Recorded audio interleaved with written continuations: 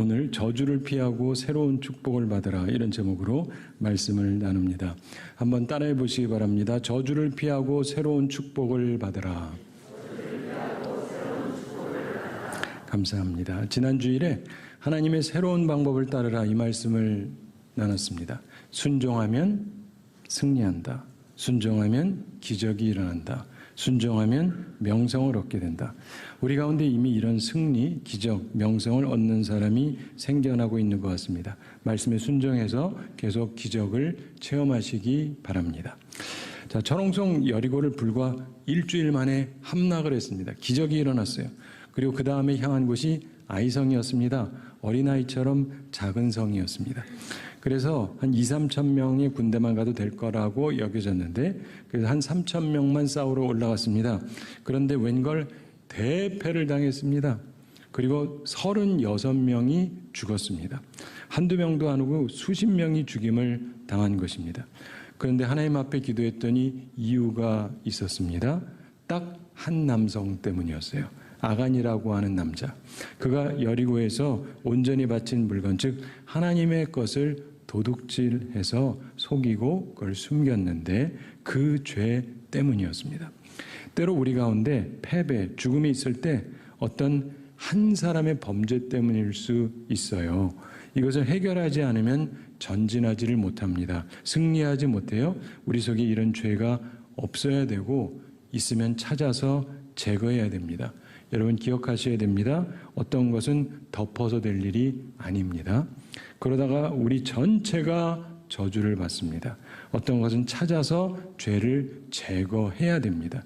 그래야 형통할 수 있습니다. 그런데 이 아간이요, 자수하지 않습니다. 제비를 뽑아서 걸려들 때까지 계속 숨겼습니다. 그러나 결국 하나님의 불꽃 같은 눈과 섭리 가운데 그의 죄가 드러나게 됩니다. 그가 3가지 물건을 훔쳤죠. 첫째, 신할산의 아름다운 외투 한 벌을 훔쳤다 그러고, 둘째, 은 200세겔, 그리고 셋째, 무게 50세겔쯤 되는 금덩이 하나. 자, 이게 가치가 얼마가 되느냐 정확히 알 수는 없는데요. 세겔이라고 하는 것은 무게거든요. 10g 정도 무게입니다. 그러니까 은 200세겔 그러면 2kg 정도 됩니다. 요즘 은이 한 1kg이 한 100만 원 정도 하는 걸로 아는데, 은 2kg, 그러니까 한 200만 원 정도 되죠. 그건 그렇게 많은 게 아닌데, 금은 50세겔입니다. 약 0.5kg. 그러니까 은 무게의 한 4분의 1밖에 안 돼요. 그래도 금은 금이죠. 요즘 시세로 그 정도면 한 4천만 원 정도 나갑니다. 그러니까 옷의 가치는 정확히 알지 못하지만 이 3가지를 합치면 최소 5천만 원은 넘는다, 이렇게 볼 수 있죠. 작은 돈은 아닙니다, 개인적으로. 근데 이것 때문에 이스라엘 공동체에 죽음이 생겼어요. 수십 명이 죽었습니다. 사기가 저하됩니다. 사랑하는 성도 여러분, 우리 속에서 탐심을 제거해야 됩니다. 그렇지 않으면 저주와 패배와 죽음이 찾아올 수 있기 때문에 그렇습니다. 여호수아와 백성들이 아간 문제를 정리합니다. 그리고 다시금 아이성을 공격하죠. 이번에는 성공했습니다. 그리고 오늘 본문 말씀이 나오는 것입니다. 여리고성과 아이성을 점령하고 나서 기세를 몰아서 계속 전쟁을 하는 게 아니라 에발산에 제단을 쌓았습니다. 자, 여기서 희생을 드리고 율법을 낭독하면서 축복과 저주에 대해서 아멘 하기 위해서 집결합니다. 여러분, 우리가 하나님의 말씀을 전했을 때 이것을 아멘 받아야 돼요. 진실로 그렇습니다. 이게 청중에게 있어야 되거든요. 자, 그러면서 전쟁 중지하고 지정된 장소로 향해서 가고 예전을 진행합니다. 이 일을 연기하려면 여러 가지 이유를 댈 수도 있죠. 그러나 그렇게 하지 않습니다. 사랑하는 성도 여러분, 오늘 말씀을 통해서 우리 앞에도요, 저주와 축복이 있다는 것을 꼭 상기하시기 바랍니다. 하나님께서 처음에 에덴 동산을 만들어 놓으시고 중앙에 뭘 두셨죠? 생명나무와 선악을 알게 하는 나무. 똑같은 이야기입니다. 우리가 이 생을 살면서 하나님 앞에 뭔가 해야 되는 걸 자꾸 미루려고 그러면 안 됩니다. 자, 여호수아 1장에서 조건적인 약속이 있었던 것을 기억하실 겁니다. 평탄함과 형통함에 대한 약속이 있어요. 우리 모두가 좋아하는 말씀이죠. 여호수아 1장 8절에 보면 이 율법책을 내 입에서 떠나지 말게 하며 주야로 그것을 묵상하여 그 가운데 기록한 대로 다 지켜 행하라. 그리하면 내 길이 평탄하게 될 것이며 내가 형통하리라 말씀하셨습니다. 말씀을 사랑하고 순종해야 됩니다. 율법책에 기록된 대로 전부 다 지켜서 행해야 됩니다. 바로 그래서 오늘 그 말씀대로 본문에서 에발산의 제단을 쌓는 것입니다. 신명기 27장 4절 5절에 그 내용이 기록되어 있거든요. 너희가 요단을 건너거든 내가 오늘 너희에게 명령하는 이 돌들을 에발산에 세우고 그 위에 석회를 바를 것이며 또 거기서 내 하나님 여호와를 위하여 제단 곧 돌단을 쌓되 그것에 쇠 연장을 대지 말지니라. 이런 말씀이 있는데 그 말씀대로 하는 거예요. 오늘 본문 30절 우리 함께 읽어보겠습니다. 30절 그때 여호수아가 이스라엘의 하나님 여호와를 위하여 에발산에 한 제단을 쌓았으니 아멘. 말씀에 순종한 것입니다. 율법책에 기록된 대로 다 지켜 행하기 위해서 이것도 한 것입니다. 우리도 그래야 됩니다. 그래야 평탄함과 형통함이 함께합니다. 말씀 다 지켜 행하고 순종함으로 평탄함과 형통함을 누리는 우리 모두가 되기를 바랍니다. 에발산에 제단 쌓는 모습에서 우리가 세 가지 예배에 관한 중요한 교훈을 얻을 수가 있습니다. 참고로 제단을 쌓았는데 여호수아가 누구를 위해서 제단을 쌓았다고 되어 있습니까? 자기를 위해서, 백성을 위해서? 아닙니다. 이스라엘의 하나님 여호와를 위하여 쌓았다고 되어 있어요. 맞죠? 예배에 관한 첫째 교훈은 예배는 우리를 위한 것이라기보다 하나님을 위한 것이라는 걸 먼저 기억을 해야 됩니다. 하나님을 섬기고 하나님께 영광 돌리는 것이 예배이기 때문에 그렇습니다. 사랑하는 성도 여러분, 우리가 오늘 여기에 누구를 위해서 모였는가? 나를 위해서, 우리를 위해서, 여호와 하나님을 위해서 모인 것입니다. 이 시간 하나님을 위하여 예배드리는 우리 모두가 되기를 바랍니다. 항상 기억해야 됩니다. 우리가 하는 모든 것은 하나님을 위한 것이 되어야 합니다. 한번 따라해 보시기 바랍니다. 하나님을 위하여. 하나님을 위하여. 한번 다시 하나님을 위하여. 감사합니다. 제단을 쌓는 것, 예배드리는 것 항상 하나님을 위한 것이 되어야 합니다. 자, 그렇다면 이 제단의 특징이 무엇이냐? 31절 말씀 함께 읽어보겠습니다. 이는 여호와의 종 모세가 이스라엘 자손에게 명령한 것과 모세의 율법책에 기록된 대로 쇠 연장으로 다듬지 아니한 새 돌로 만든 제단이라. 무리가 여호와께 번제물과 화목제물을 그 위에 드렸으며 아멘. 제단은 모세가 명령하고 율법책에 기록된 대로 만들었습니다. 특징이 뭐냐면 쇠 연장으로 다듬지 아니한 새 돌로 만든 제단, 이렇게 되어 있습니다. 예배에 관한 두 번째 중요한 교훈이 바로 그것인데 다듬지 않은 순수함이 있어야 된다는 것입니다. 다듬어야 보기가 좀 더 좋죠. 그런데 다듬지 못하게 하셨습니다. 인간적인 가공하지 말라는 것입니다. 하나님께서 만드신 그대로 그 중에서 그냥 골라서 드리면 되는 것입니다. 사랑하는 성도 여러분, 예배는 기교로 드리면 안 됩니다. 순수함이 있어야 돼요. 예배에는. 하나님은 영이시잖아요. 우리 예배 가운데 순수함을 원하십니다. 인간적인 방법으로 다듬고 보기 좋게 만들어서 멋진 쇼같이 만드는 것이 아니라 하나님이 창조하신 그대로, 우리의 모습 그대로, 있는 모습 그대로, 그래서 하나님께서 기뻐 받으십니다. 그걸 믿으시기 바랍니다.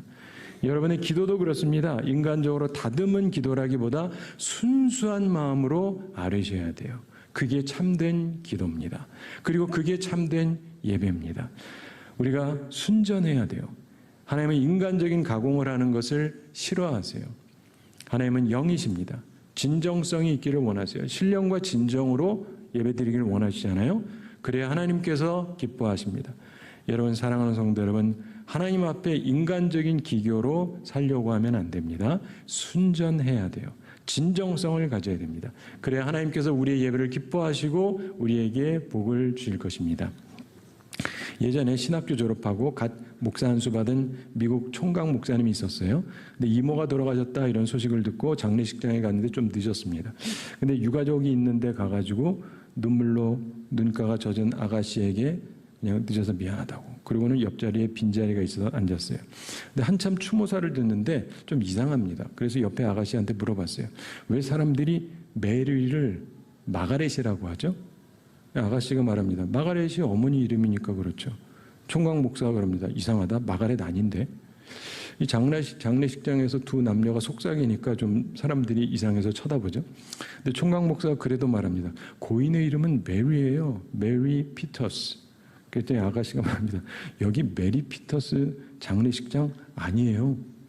알고 봤더니 길 건너편에 다른 장례식장이 있는데 이 젊은 목사가 잘못 알고 여기 들어와가지고 앉아있는 거예요. 순간 아가씨가 너무 어처구니 없잖아요. 그래가지고 웃음이 빵 터졌습니다. 이 젊은 총각 목사가 아주 당황을 하게 되죠. 근데 사람들이 쳐다보잖아요. 그래가지고 보는 눈이 있어가지고 그냥 앉아있었습니다. 여기 혹시 딴 교회인 줄 알고 오신 분 지금 일어나 나가기 조금 못하겠죠?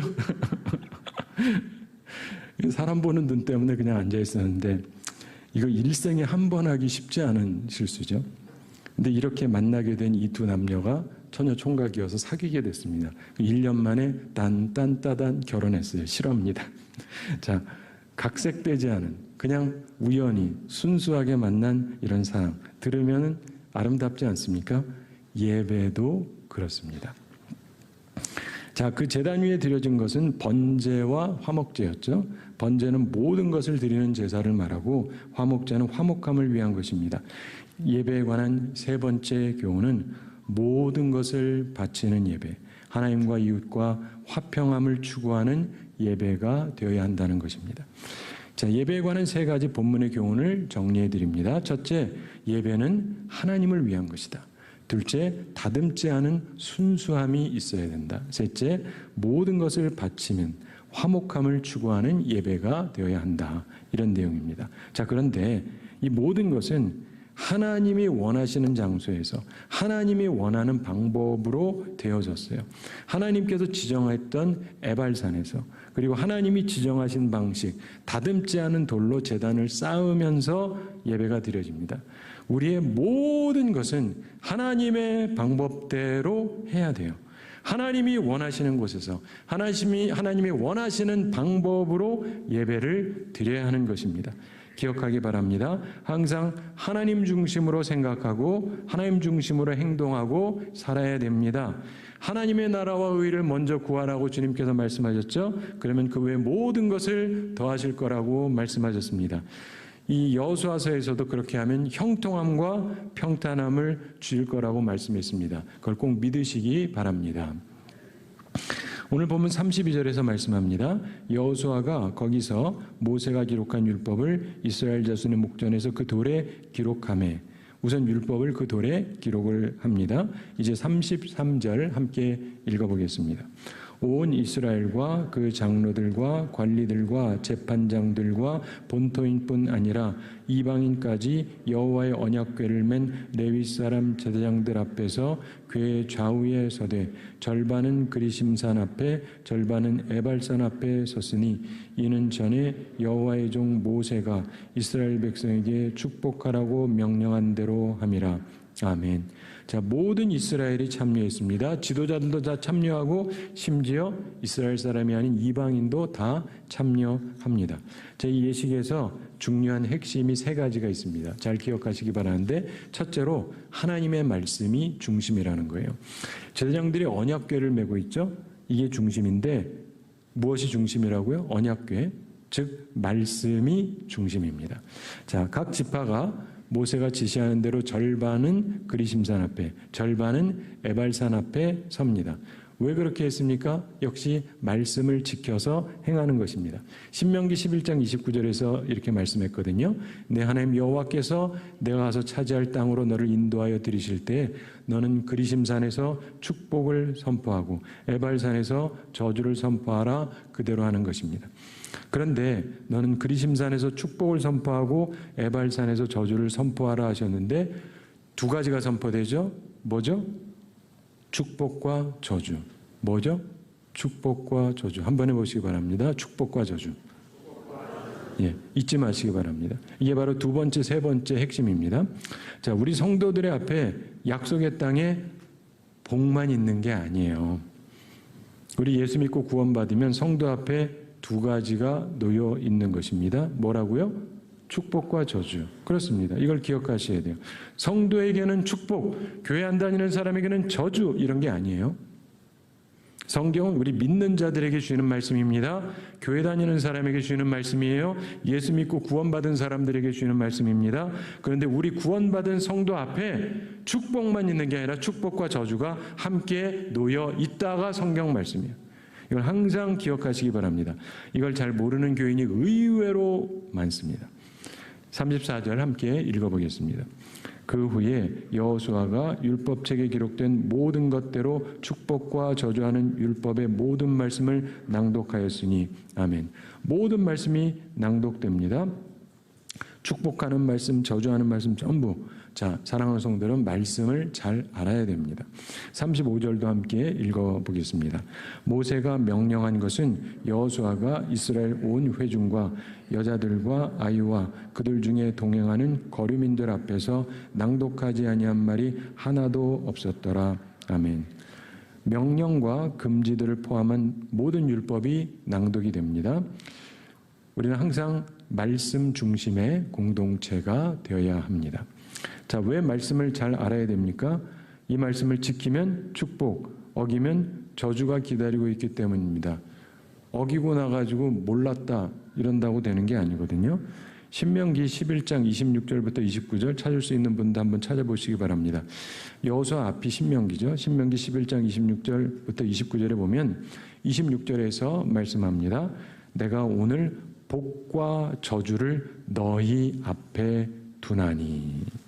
그러면서 27절 찾으신 분 함께 읽어보겠습니다. 너희가 만일 내가 오늘 너희에게 명하는 너희의 하나님 여호와의 명령을 들으면 복이 될 것이요. 어떻게 하면 복이 돼요? 하나님 명령을 들으면 복이 된다. 순종하면 복이 된다. 이제 28절 함께 읽어보겠습니다. 너희가 만일 내가 오늘 너희에게 명령하는 도에서 돌이켜 떠나 너희의 하나님 여호와의 명령을 듣지 아니하고 본래 알지 못하던 다른 신들을 따르면 저주를 받으리라. 아멘. 어떻게 하면 저주를 받아요? 하나님 명령 듣지 아니하면, 그리고 다른 신을 따르면. 근데 핵심은 그거죠. 말씀 안 듣는 거, 불순종. 그러면 저주를 받습니다. 그리고 29절에서 말씀하는데 내 하나님 여호와께서 내가 가서 차지할 땅으로 너를 인도하여 들이실 때 너는 그리심산에서 축복을 선포하고 에발산에서 저주를 선포하라. 이 말씀대로 지금 이 본문 내용이 진행이 되는 거예요. 사랑하는 성도 여러분, 말씀 중심으로 살아야 됩니다. 그리고 말씀을 잘 기억해야 됩니다. 잘 몰랐다 핑계대지 마시기 바랍니다. 말씀은 우리가 순종하면 축복, 불순종하면 저주가 있을 거라고 분명하게 말씀합니다.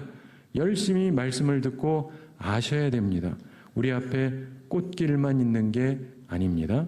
축복과 저주가 함께 놓여 있습니다. 항상 말씀 중심으로 생각하고 사셔야 됩니다. 자, 이 예식의 두 번째 중요한 핵심은 축복입니다. 축복과 저주를 말씀하지만 하나님의 근본적인 의도는 축복이에요. 33절 후반에서 말씀하죠. 이는 전에 여호와의 종 모세가 이스라엘 백성에게 축복하라고 명령한 대로 함이라. 복을 받기를 원하시는 하나님이다. 이렇게 말씀하는 것입니다. 여러분 신명기 28장 찾으실 수 있는 분 찾아보시기 바랍니다. 거기 보면 1절부터 14절에 축복에 대한 말씀이 나와요. 그 다음에 15절부터 마지막 68절까지 저주에 대한 말씀이 나오는데 이 축복에 대해서 몇 가지만 말씀드리겠는데 하나님의 말씀을 잘 듣고 그 명령을 지켜 행하면 모든 민족 위에 뛰어나게 해주시겠다. 탁월성을 주신다는 거예요. 그리고 말씀을 청종하면 이 모든 복이 너한테 임하게 될 것이다. 그 중에 성읍에서도 복을 받고 들에서도 복을 받으며 내 몸의 자녀가 나 때문에 복 받는다. 그리고 내가 들어와도 복을 받고 나가도 복을 받을 것이며 이렇게 말씀을 합니다. 엄청난 축복의 약속이 됩니다. 머리가 되고 꼬리가 되지 않을 것이다. 위에만 있고 아래에 있지 않게 될 것이다. 말씀하십니다. 자, 그런데 기억하셔야 돼요. 조건적인 약속이에요. 무조건적인 게 아닙니다. 내가 내 하나님 여호와의 말씀을 삼가 듣고 잘 듣고 내가 오늘 내게 명령하는 그의 모든 명령을 지켜 행하면 그러셨거든요. 그리고 거기 2절에서도 여호와의 말씀을 청종하면 그랬죠.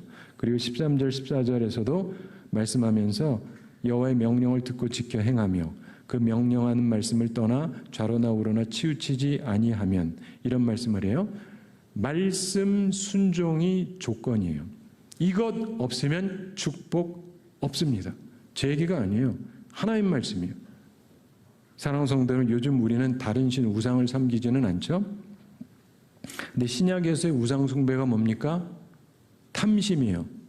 뭐가 우상 숭배라고요? 예, 신약에 있는 말씀이에요.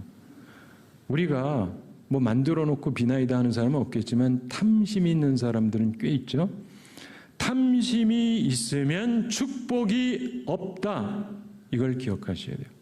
하나님 앞에서 비전을 갖고 꿈을 갖는 건 좋지만 탐심이 있으면 축복이 없다. 순수하셔야 돼요. 철저하게 하나님의 말씀을 삼가 들어야 됩니다. 말씀을 청종해야 됩니다. 듣고 지켜 행해야 됩니다. 말씀을 떠나 좌로나 우로나 치우치지 말아야 됩니다. 그래야 이 엄청난 축복이 우리와 함께합니다. 나중에 집에 가셔서 신명기 28장 쭉 보시기 바랍니다. 이게 아무나 쉽게 받을 수 있는 복이 아닙니다. 여러분, 구원은 무엇으로 받습니까? 예수님을 믿음으로. 그럼 축복은 무엇을 받습니까? 말씀을 순종함으로. 구원은 무엇으로 받는다고요? 예수님을 믿음으로. 축복은요? 말씀을 순종함으로. 이거를 항상 잘 기억하시기 바랍니다. 그리고 반드시 축복을 충만히 누리며 사시게 되기를 바랍니다. 자, 이 예식의 세 번째 중요한 핵심은 저주입니다. 에발산에서 저주를 선포하라고 하셨습니다. 그곳에 제단을 쌓게 하셨습니다. 그리고 저주의 말씀 또한 주어졌습니다.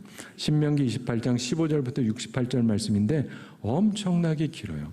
그리고 내용이 너무 처참합니다. 너무 두려운 저주의 말씀이에요. 시간상 여러분 나중에 각자 읽으시는데 꼭 읽어보시기 바랍니다. 꼭 읽어보세요. 이스라엘 백성들은 일부러 이거 놓고 하나님이 다 읽게 하셨어요. 그 다 아멘하게 하셨어요. 근데 이 말씀을 보면 하나님 앞에서 경외심을 가질 수밖에 없습니다. 근데 거기에 있는 한두 가지, 몇 가지만 얘기하면, 내가 만일 내 하나님 여호와의 말씀을 순종하지 아니하며 내가 오늘 내게 명령하는 그의 모든 명령과 규례를 지켜 행하지 아니하면 이 모든 저주가 내게 임하며 내게 이를 것이니, 불순종하면 많은 저주가 임할 것이다. 내가 성읍에서도 저주를 받으며 들에서도 저주를 받을 것이며 내 몸의 소생이 저주를 받을 것이며 네 자녀들이, 후손들이 저주를 받을 것이다. 내가 들어와도 저주받고 나가도 저주받으리라. 무엇을 해도 저주받을 거다. 어디를 가도 저주받을 것이다. 피해도 저주가 너를 따라갈 것이다. 저 여러분 겁주려고 하는 얘기가 아니에요. 하나님이 이 말씀하시는 이유가 뭔지 아세요?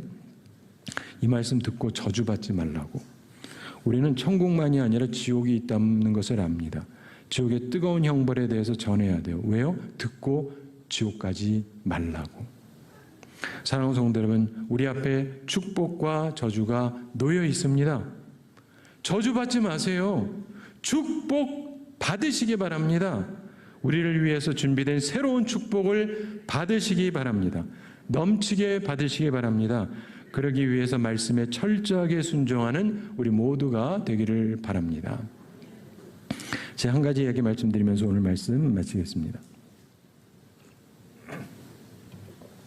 여러 해 전에 이스턴 항공사에서 항공기를 구입하려고 했습니다.